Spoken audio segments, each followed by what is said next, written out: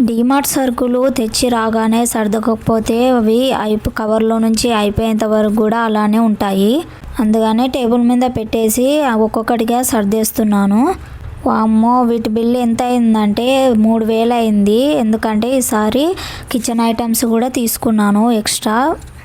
ప్రతిసారి సరుకులు అయితే తీసుకునేదాన్ని.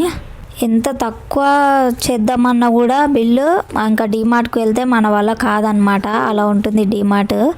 ఎందుకంటే ఒకటి తీసుకునేది పోయి ఇంకొకటి తీసుకుంటాము, మన కళ్ళకు అలా అట్రాక్షన్గా కనిపిస్తుంది.